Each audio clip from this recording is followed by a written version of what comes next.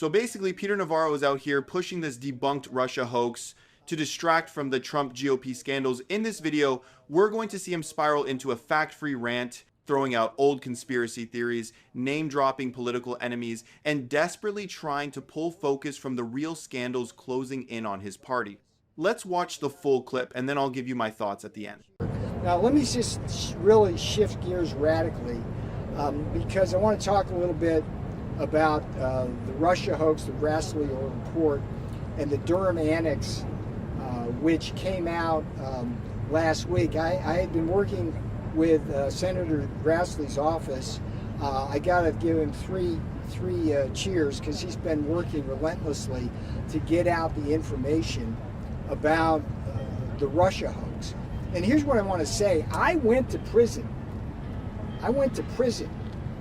as did Steve Bannon, for defending the Constitution. But there isn't a single person associated with the Russia hoax that's been held accountable. And the list is a long one. It goes Obama, Clinton, FBI Director Comey and other people worked there, like Page and Strzok. It involved the intelligence community and Brennan and Clapper. And the importance of the Durham Annex, the importance of the Durham Annex is that ties it all together and brings also in George Soros and his son Alex and the Open Society Foundation. And there is this is the most sophisticated political scandal that's ever been engineered. No one's been held accountable. Good for Attorney General Pam Bondi for pursuing that. And the most important thing I can tell you, if people are not held accountable for the Russia hoax, they will do it again. If people are not held accountable, they will do it again. And that's what I'm most concerned about. All right. So that was basically Navarro dusting off the same old binder of Trump-era grievances and pretending it's breaking news. He's bouncing from the Grassley report to the Durham Annex like those were smoking guns. But if you actually read them, and they didn't prove what he's implying. Durham spent years chasing this grand conspiracy theory, got 2 trials, both acquittals, and 1 low-level plea deal.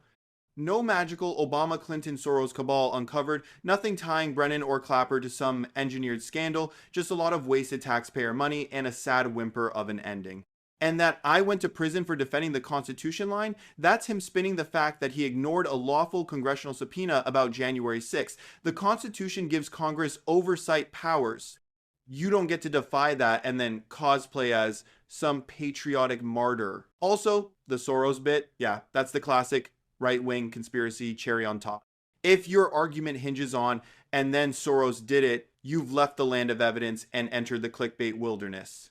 Meanwhile, if we're talking about actual scandals that deserve accountability, maybe, just maybe, we should be focusing on the Epstein files that are being unsealed and the fact that Trump's own labor secretary, Alex Acosta, was the guy who cut Epstein that infamous sweetheart deal back in 2008. But instead of touching that, Navarro's over here shouting about the Russia probe like it's still 2018, almost like a distraction. Honestly, this is the GOP playbook. Now keep the base riled up over debunked culture war battles and hope no one notices the real uncomfortable stuff. And it works if people don't go check the receipts themselves. Let me know your thoughts in the comments while you're down there. Hit the like button and subscribe. I appreciate you guys, and I'll see you in the next one.